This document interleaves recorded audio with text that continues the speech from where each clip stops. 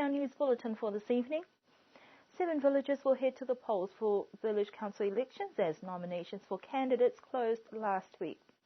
Power consumers have been cautioned to conserve power, while faults to 2 engines are resolved. Exciting times ahead for organic farming on the island with the signing of an agreement between NIOFA and SPC. Niue USB Student Association hosts a successful open day to encourage more people to enroll and take up studies at USB. The nominations for the upcoming general election for village council seats is now closed, and 7 villages, mostly from the northern to the eastern side of Niue, are ready to go to the polls on the 22nd of August. The village councils are the local governing bodies within village communities that have 5 seats per village for a 3-year term. At the close of nominations last week, it looks like Makefu, Tuapa, Hikitavake, Toi, Mutalo, La Kepa and Hakup were ready for the polls. That is half of the villages in Niue. Namukulu, one of the smallest villages with probably the lowest number of voters, only managed to have 3 candidates nominated. Hikitavake has the highest number of candidates, 10 altogether, to contest the 5 available seats, and Utalo has 9. The villages of Alofi South, Alofi North, Liku, Vaya, Avasele, Tamagotonga have 5 nominated candidates in Namukulu that could be considered duly elected, but an official announcement has yet to be received from the Chief Electoral Officer. 2 weeks out from polling, it looks like the villagers who are going to the polls are exercising their democratic rights to vote, just like the villagers who chose not to go to the polls are exercising their democratic rights to remain with the elected numbers from the last 3-year term. Power consumers have been cautioned to minimize power usage while the corporation deals with a few faults to the engines at the powerhouse. According to New Power General Manager Speedo Hetitu, the corporation has 4 engines. The system is set up in a way where the first engine is the prime unit activated all the time. The second engine works when the load increases and is high. The third engine is on standby in case the second engine fails, and the fourth engine is usually shut down for service. The power generating engines are operated on a rotational basis. However, at the moment, there are only 2 engines that are fully operational, and the other 2 are having some issues. Speedo says one of the engines that is now past its recommended working hours has started to show problems, and it will be taken to New Zealand on the next boat for repairs.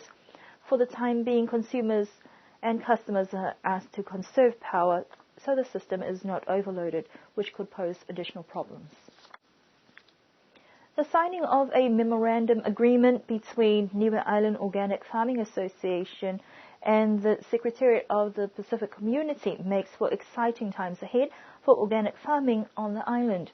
There have been lengthy discussions between the former NIOFA committee and Poetcom that has now finally been realized with the development of a 3-year project. This week, a representative from SPC was on island for the discussions with the new NIOFA committee that was elected in June to finalize the project that will focus on capacity building for resilient agriculture. NIOFA Chairman Fisa Pinea says that the project budget will be about $100,000 spread out across 3 years. We spoke to the NIOFA coordinator to find out what the arrangement means for Niue. The way we're looking at resilient agriculture is actually in terms of organic farming and its ability to help address the issues of climate change.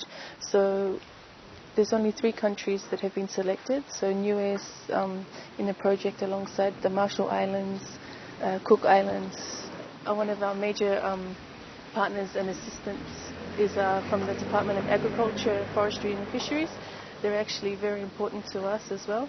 They help, we actually have an MOU with DAF, and they provide technical assistance where needed as well.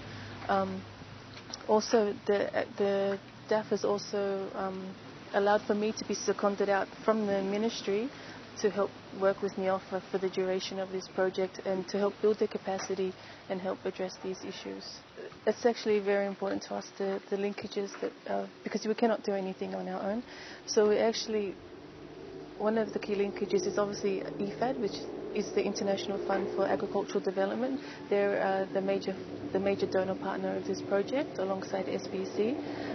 Also with the POTCOM, which is the Pacific Organic and Ethical Trade Community. So they're the organic movement that was started, and they're housed under SBC as well. We also are looking to link with organisations such as 350.org and Niue Youth Council as well to help address these issues, but as well as the government ministries and linking them together, such as the Department of Environment and also Health, because organic farming actually addresses all of these issues, and we'd just like to build on these partnerships to help address climate change. The project is looking to roll out activities throughout the year with a series of workshops to be held. There is also a strong push not only for organic farming, but to get more youth engaged in farming practices. Last Friday, the University of the South Pacific Niue Centre opened up its doors to the public as part of their Open Day program. The event, held once a year, was organised by the local USB Student Association as a way to publicise and raise awareness about the courses offered at USB. We also spoke to the Niue USB Student Association president to find out more. We have a very limited students here. Therefore, we decided that we will put together a career expo for our new high school students, and with the initiative of most of our new high school teachers who are also students at USB. In this initiative, we thought that it would be a good opportunity for the students to see some of the USB graduates who are working here in Niue government post. Some of them are in very high post in the Niue government.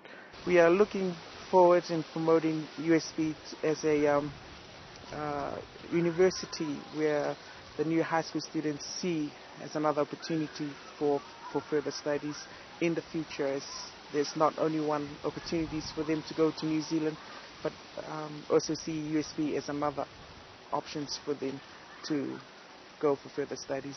In addition, an invitation was also extended to government departments and private sector to set up booths and offer career options and advice to students. The Niue Meteorological Service, the Department of Agriculture, Forestry and Fisheries, and the Broadcasting Corporation of Niue were present with their displays, open to any inquiries from most of the high school students who filed through to observe and were curious enough to ask questions. The students, they were quite happy, and I see that as young people we're very curious about things, and I guess it was a very successful outcome, and the responses from the students that they were really happy to see that the University of the South Pacific have initiated such events such as the Career Expo for them to participate in, and I guess it was a good outcome and a successful event. USB Director Marianne Talangi encouraged students and their parents to make use of the regionally owned tertiary institution to further their educational success. It was noted that a majority of students that are currently enrolled are public servants or working and studying at the same time. One of the challenges faced at the moment is the low enrollments and misconceptions that USB is not internationally recognized. However, USB is working to promote the regional university because it is also owned by Niue and can contribute to lifelong learning and the future success of students. The Niue USB Student Association are also looking forward to a co-hosted event to mark International Youth Day at USB tomorrow afternoon. That concludes our news bulletin for this evening. Do join us again for our next news bulletin on Thursday evening.